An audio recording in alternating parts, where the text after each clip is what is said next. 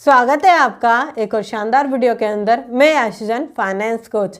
आज हम बात करेंगे कि अगर आपने अपना पैसा बैंक में रखा हुआ है तो आपका पैसा सिर्फ बर्बाद हो रहा है, वो कभी आपको यूजेबल टाइम पर काम नहीं आने वाला। बहुत सारे लोगों को लगता है कि बैंक में पैसा सिक्योर है, सेफ है। नहीं, वो पैसा सिर्फ और सिर्फ बर्बाद हो रहा है। जी हाँ, अगर आप इस चैनल पर नए आए हैं, फाइनेंस से जुड़ी नॉलेज जानना चाहते हैं, इन्वेस्टमेंट के बारे में जानना चाहते हैं कि कैसे नए नए तरीकों से हम पैसे कमा सकते हैं, ये आप जानना चाहते हैं इन्वेस्टमेंट के बारे में, तो चैनल को अभी सब्सक्राइब कर लीजिए, बेल आइकन को हिट कर दीजिए जिससे कि आप ऐसी वीडियो मिस ना करें। शुरुआत करते हैं। देखिए, एक मिडिल क्लास पर्सन जो है उसकी शुरुआती कहानी से हम बात करते हैं। जब वो बड़ा होता है, ठीक है, उसके परिवार में बातें भी ऐसी होती हैं कि बेटा बैंक में आपका पैसा सिक्योर रहेगा, जब जरूरत पड़ेगी ना तो बैंक से आपको पूरी की पूरी वो पैसा मिल जाएगा, सेफ्टी रहती है, सिक्योरिटी रहती है। तो ऐसी बातों को सुनते हुए हमने अपने माता पिता से ये बात सुनी है, अपने दादा दादी से ये बात सुनी है, जो बड़े जो लोग होते हैं उनसे अधिकतर यही बात सुनी है। मगर जो बिजनेसमैन लोग हैं या जो सही इन्वेस्टर है, या अगर आप इन्वेस्टमेंट के बारे में थोड़ी सी नॉलेज रखते हैं, पढ़ते हैं, तो वहाँ पर साफ साफ कहा जाता है कि प्लीज़ बैंक में पैसा मत रखिए, बैंक आपका पैसा सिर्फ खा रही है। देखिए, अगर आपके पास पैसा ये समझिए कि वेस्ट करने के लिए पड़ा है तो डाल सकते हैं कि भाई 50,000 रुपये पड़े हैं, मुझे उसकी अभी जरूरत तो है नहीं, बट जब होगी तो देखा जाएगा। ठीक है, अगर आप इस तरीके से डाल देते हैं पैसा तो कोई दिक्कत नहीं है। मगर आपने ये सोच रखा है कि आने वाले टाइम पर वो पैसा काम आएगा या मेरी फैमिली को सिक्योरिटी देगा, तो ये बहुत गलत आपने सोच रखा है। आप सिर्फ और सिर्फ अपना पैसा बर्बाद कर रहे हो। आपने पुराने टाइम में सुना होगा कैश इज किंग। पुराने लोगों की कहावत थी कि अगर आपके पास कैश है तो आपके पास पूरा का पूरा पैसा सेफ है, कोई दिक्कत नहीं है। कैसे, अब मैं बताती हूँ। सबसे पहले हम बात करते हैं इन ऑनलाइन ट्रांजैक्शन की। ऑनलाइन ट्रांजैक्शन में क्या होता है आपको पता है, आपके बैंक में जो पैसा है उसका कहीं ना कहीं आपके पास ट्रांजैक्शन करने के लिए है, फ़ोन पे, गूगल पे, पेटीएम, जो भी आप यूज़ करते हैं है आपके पास। ठीक है, आप किसी शॉप पर गए, जैसे मैं रिसेंटली अभी गई थी, मैं मॉल गई थी और मुझे वहाँ पर बहुत अच्छी ड्रेस पसंद आ जाती है, बट मेरे पास मैं जितना मैंने बजट सोचा था, राइट, उस बजट से वो ऊपर जा रही थी। मैंने सोचा था कि मैं 3 से 4 हज़ार रुपये तक ज़्यादा खर्च नहीं करूँगी, बट वो अकेली ही 7-8 हज़ार रुपये की जा रही थी। अब मैंने सोचा कि बैंक में पैसे तो हैं, क्यों ना मैं यूज़ कर लूँ। और फिर मैंने खुद को यूज़ करने से खुद ही रोक लिया, क्योंकि मुझे ध्यान में आया कि ये पैसा मैं वेस्ट करूँगी, एक एक्स्ट्रा पैसा यूज़ कर लूँगी जहाँ की मुझे ज़रूरत भी नहीं है उसकी। कई बार ऐसा होता है कि हम अगर कुछ लेने जाते हैं, हमें कोई चीज़ अच्छी लग गई तो हम बैंक से पेमेंट कर देते हैं, ऑनलाइन पेमेंट कर देते हैं। ये क्या करती है, ये धीरे धीरे आपके बैंक को खाली करती है और कहीं ना कहीं आपके स्पेंडिंग, आपके एक्सपेंस को बढ़ावा देती है। इसलिए कभी भी बैंक में पैसा मत रखो, क्योंकि अगर आपके पास कैश में 100 रुपये होते तो आप 100 रुपये ही खर्च कर आते। आप एक्स्ट्रा पैसे कभी खर्च ही नहीं करते, मगर हमें पता ही नहीं होता कि हमारे को एक्स्ट्रा पैसा खर्च ही नहीं करना है और जाने अनजाने खर्च हो जाता है। तो ऐसा बिल्कुल मत कीजिए। दूसरी बात आती है कि कई बार हम क्या करते हैं, आपने देखा है, हम सैलरी में से हर जगह से बचा बचा के पैसे को बैंक में डालते हैं, सेव कर रहे हैं, लगातार सेव कर रहे हैं। ठीक है, आपने सांप सीढ़ी का गेम देखा होगा, बचपन में खेला भी होगा। क्या होता है, बच बचा के सीढ़ी चढ़ चढ़ के हम लास्ट तक पहुँचते हैं और वो जो लास्ट नंबर पर जो एक स्नेक होता है वो आपको डस लेता है। कहना क्या चाहती हूँ, आप बचा बचा के पैसे को सेव करते जा रहे हैं, थोड़ा थोड़ा बचा बचा के, पर लास्ट में अगर आपको उसकी जरूरत पड़ेगी या आपको कभी आप जीतने वाले होंगे तो वो पैसा ऑलरेडी खराब हो जाएगा। कैसे, आप इन्फ्लेशन को बहुत अच्छी तरह समझते होंगे, कई बार मैं बताती भी हूँ, और नहीं जानते हैं तो मैं फिर से आपको कुछ चीज़ें क्लियर करती हूँ इन्फ्लेशन के बारे में। देखिए, बहुत बार आपने सुना होगा जो इन्फ्लेशन है वो 6 से 7% की दर से बढ़ रहा है। आपने न्यूज़ में भी सुना होगा, हर जगह सारी चीज़ों को सुना होगा।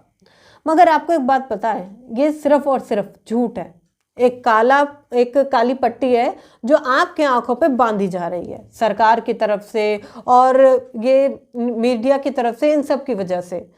अगर आप थोड़ा सा आंखों को खोल कर देखोगे ना, आपको पता चलेगा महंगाई 10 से 11% बढ़ चुकी है। आप मुझे एक बात बताओ, चलो आपसे ही पूछती हूँ, ये जो महंगाई की दर निकाली जाती है ना, ये सारी चीज़ों का औसत होता है। कहने का मतलब है कि जो 100 चीज़ें हैं, जो 100 चीज़ें मार्केट में कोई ना कोई यूज़ कर रहा है, उन 100 चीज़ों का औसत निकाला गया और निकाल कर वो 6 से 7% आपको बता दिया गया। आप मुझे एक बात गौर करके बताना, उन 100 चीज़ों में से कुछ ऐसी चीज़ें हों जो आपकी ज़रूरत ही नहीं है, फिर उन पर औसत लगा के क्या फ़ायदा? सोचने वाली बात है ना। आप ये खुद सोचो कि अगर 100 में से मात्र 10 चीज़ों की आपको ज़रूरत है, भाई हम क्या खाते हैं, आटा खाते हैं, राइट, दाल चावल हो गया, इन सभी चीज़ों का अगर आप औसत लगाओगे ना, जितनी भी यूज़फुल चीज़ें हैं उनका, तो आपको पता चलेगा कि महंगाई 10 से 11% की दर से आगे बढ़ चुकी है। और आपका पैसा, अब आती है कि पैसा बढ़ रहा है, सेविंग अकाउंट में पैसा है, नहीं, पैसा ऑलमोस्ट घट रहा है, क्योंकि महंगाई हर साल 10% की दर से बढ़ रही है। आपका पैसा हर साल 2 से 3% बढ़ रहा है, किसी किसी बैंक में 4%, बस इससे ज़्यादा नहीं बढ़ रहा। आप खुद सोचो कि महंगाई यहाँ पर है, पैसा यहाँ पर है, क्योंकि यहाँ भी नहीं है, वो यहाँ पर है 4% पे, महंगाई यहाँ 10% पर है, तो पैसा कैसे ग्रो करेगा? आप खुद सोचो।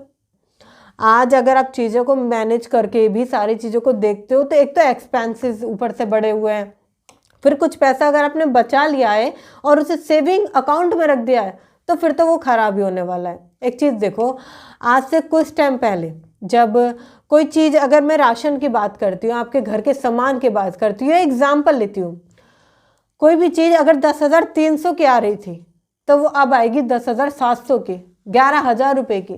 ये क्या है? इन्फ्लेशन ही तो है, जो हर साल बढ़ रहा है। और आपका पैसा कहाँ बढ़ रहा है? आप खुद देखो। अब कुछ लोग कहेंगे कि मैम हम एफडी भी तो करा सकते हैं।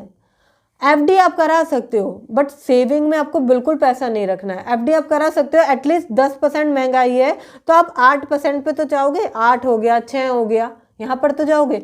मगर बैंक अकाउंट में तो बिल्कुल ज़ीरो हो रहा है पैसा।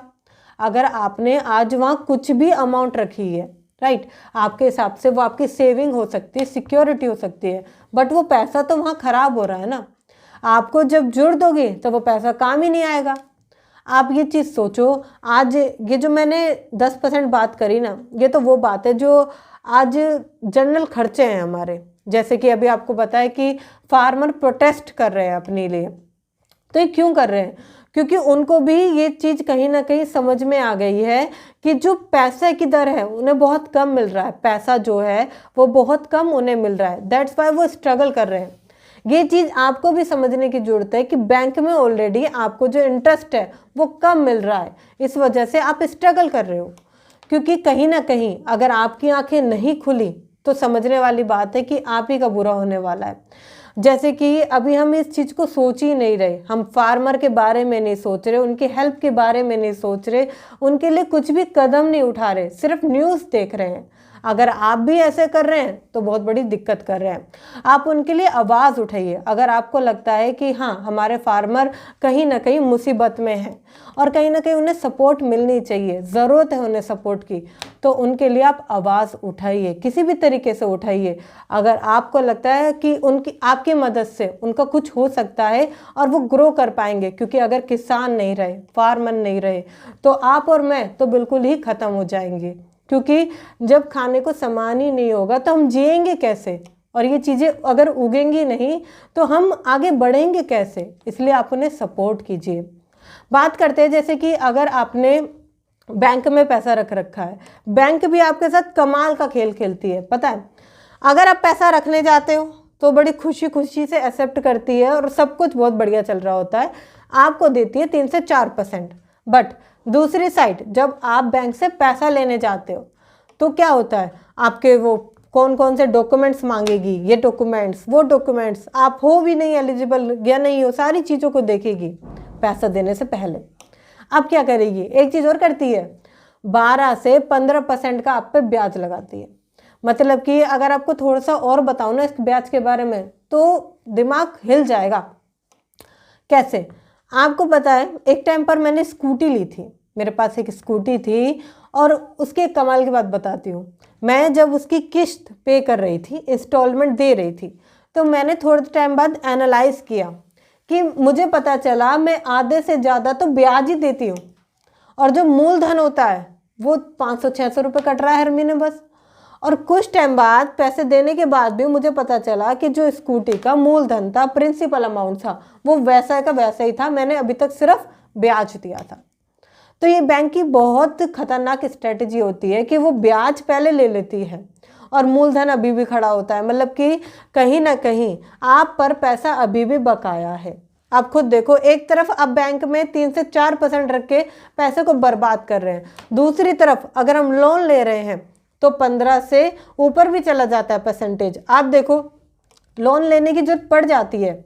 आप अगर कार ले रहे हो तब आपको लगता है कि लोन लेने की जरूरत है, घर ले रहे हो लोन लेने की जरूरत है, बिजनेस कर रहे हो लोन लेने की जरूरत है, और कोई काम कर रहे हो लोन लेने की जरूरत है। तो अगर आपको लोन लेने की जरूरत है, आप खुद देखो कि अगर आपका पैसा एक सही जगह अगर आप रखते तो आपको लोन लेने की जरूरत ही नहीं पड़ती, आपको 12 से 15% देने की जरूरत ही नहीं पड़ती। आप खुद देखो कि आपको नहीं लगता कि हमें बैंक को पैसे देने की जगह अपने पैसे को अगर हम सही जगह लगाएं तो वो पैसा हमारे ही काम आएगा। अब आप खुद देखो कि बैंक क्या कर रही है, पैसा रोटेट कर रही है, पैसा उसका है भी नहीं, पैसा आप ही का है, बस वो रोटेट अगर कर रही है तो उसका इतना ज़्यादा वो चार्ज लेती है जिसका कि बहुत कम आपको देती है। आप खुद सोचो, ये दिक्कत वाली बात है। अगर आप अपने पैसे को पुअर माइंडसेट या मिडिल क्लास माइंडसेट की तरह लगाओगे तो आपका पैसा सिर्फ बर्बाद ही होगा। इसकी जगह आपको पैसा लगाना चाहिए एफडी में, थोड़ा सिक्योरिटी की तरफ चली जाती है। आपको अगर सिक्योरिटी देखनी है तो आप आरडी, एफडी, पीपीएफ, बहुत सारी ऐसी चीज़ें हैं जिसमें आप कर सकते हैं, बट हाँ इसमें भी आपको इन्फ्लेशन मारेगी। अगर आपको थोड़ा सा और सिक्योर तरफ जाना है और थोड़ा मैच्योरमेंट की तरफ जाना है तो आप रियल इस्टेट में लगा सकते हैं। रियल इस्टेट में ऐसे भी बहुत सारे तरीके होते हैं जिससे कि आप 500 रुपये से शुरुआत कर सकते हैं अगर आप रियल इस्टेट में पैसा लगाना चाहते हैं तो। और बहुत सारी ऐसे भी अथॉरिटाइजेशन होती हैं जो आपको सपोर्ट करती हैं कि आप इसमें इन्वेस्ट कर सके जिससे कि आपका पैसा बढ़े, एटलीस्ट घटेगा नहीं। आप म्यूचुअल फंड की तरफ जा सकते हैं। म्यूचुअल फंड में स्टार्ट अगर आप करेंगे थोड़ा थोड़ा करके आपका पैसा बढ़ेगा ही। आप साथ ही साथ एसआईपी में जा सकते हैं। अगर आपको जानना है कि एसआईपी कैसे की जाती है, किस तरीके से बढ़ती है, तो उसकी भी मैंने लॉन्ग टर्म वीडियो अपने चैनल पर दी है, वहाँ पर आप जाकर उसको चेकआउट कर सकते हैं। और साथ ही साथ मैंने वो भी वीडियो दी है कि किस तरीके से आप 3 गाड़ियाँ खरीद सकते हैं। अगर आपको वो चेक करना है तो आप चैनल पर जाकर चेक कर सकते हैं। ऐसे बहुत सारे सिक्योरिटी के रास्ते हैं जो कि आपके पैसे को बढ़ाएंगे ही बढ़ाएंगे। आप इसमें अगर आप रियल एस्टेट में जाते हैं तो रेंटेड कर सकते हैं अपने इनकम को, राइट। वहाँ से आपको इनकम भी आएगी, पैसा भी बचेगा। क्योंकि आपको पता है अगर आप एसआईपी में भी जाते हैं ना तो वहाँ पर भी आपको 15% बोला जाता है और 15% मिनिमम होता है, 18% तक भी ऊपर चला जाता है। आप खुद देखो, अगर महंगाई 10 भी बढ़ रही है, आपका पैसा 15 भी बढ़ रहा है तो पैसा बढ़ ही रहा है, घट नहीं रहा है। आपको ये देखने वाली बात है। बहुत सारे लोग इस चीज़ को सोचते ही नहीं है कि उनका पैसा सिर्फ और सिर्फ बैंक में खराब हो रहा है। किसी और को देने की जगह और थोड़ा बहुत ये समझने की जगह सिक्योरिटी है, इसकी जगह पैसे को सिक्योरिटी वाली जगह में सही मायने में लगाएं, जिससे कि जब आपको जरूरत हो तो वो पैसा आप निकाल पाएँ, आपको महंगाई की दर से वो मात ना खानी पड़े, एटलीस्ट आप थोड़ा सा ऊपर उठ पाओ। मिडिल क्लास आदमी इसी चीज़ में तो दबा रह जाता है, उसे लगता है कि बैंक में पैसा सेफ है, दैट्स वाई वो सेफ है, मगर नहीं। एक तो उनकी महंगाई पैसा खराब कर रही है और पैसे को दम रखे रखे वो दीमक लग जाता है। आप खुद सोचो, इससे अच्छा तो आप पैसों में खुद ही आग लगा दो। आप खुद ही आग लगा दो उस पैसे में, जब वो खुद ही आपके आंखों के सामने जल रहा है, बेकार हो रहा है, अनयूजेबल है, तो आप खुद ही आग लगा दो कि ये तो रहेगा कि पैसा है ही नहीं। मगर आप चाहते हो कि पैसे को सही जगह लगाऊं तो इन सारी चीज़ों को सीखने की जरूरत है आपको। अगर आप ये सारी चीज़ें आज नहीं सीखोगे ना तो पैसा आज नहीं तो कल आपके हाथ से फिसल जाएगा। क्योंकि बहुत सारे लोगों को नहीं पता होता है कि पैसे को बचाते कैसे, बढ़ाते कैसे हैं। वो सिर्फ बैंक में डालते रहते हैं जिस वजह से पैसा घटता रहता है। अगर आपको सीखना है कि इन्वेस्टमेंट कैसे की जाती है, आपको सीखना है कि सेविंग कैसे की जाती है, सही मायनों में सेविंग कैसे की जाती है, कैसे आप पहले ही साल के अंदर 3 लाख रुपए की सेविंग कर सकते हैं जीरो के साथ। इतना ही नहीं, पैसे कमाने की 1 नहीं 2 नहीं 3 नहीं 4 नहीं, पूरे 5 तरीके अगर आप सीखना चाहते हैं स्टेप बाय स्टेप, तो आप getting rich with super easy में एनरोल कर सकते हैं, जिसका प्राइस बहुत छोटा सा है, ओनली ऑन 699 रुपये। डिस्क्रिप्शन में भी आपको लिंक मिल जाएगा, पिन कमेंट में भी आपको लिंक मिल जाएगा। एक बार जाकर चेकआउट ज़रूर करें कि क्या क्या आपको सीखने को मिलने वाला है, उसमें क्या क्या वैल्यूज़ आपको मिलेगी, जिससे कि एटलीस्ट आप फाइनेंशियल नॉलेज ले सकें, कहीं ना कहीं इस जाल से ऊपर उठ सके और अपने को मिडिल क्लास ट्रैप से ऊपर निकाल कर आगे बढ़ सके। अगर आपको ये वीडियो अच्छी लगी है तो चैनल को सब्सक्राइब करें, बेल आइकन को हिट करें, वीडियो शेयर करें उनके साथ जो बैंक में पैसे को सिक्योर समझते हैं, बैंक में रखते हैं, उनके साथ जरूर ये वीडियो शेयर करें, जिससे कि उनकी भी आंखें खुल जाएं कि वो बहुत बड़ी गलती कर रहे हैं। और अगर आपको वीडियो अच्छी लगी है तो वीडियो को लाइक कर दीजिए। मिलते हैं फिर किसी वीडियो में, तब तक के लिए थैंक यू सो मच।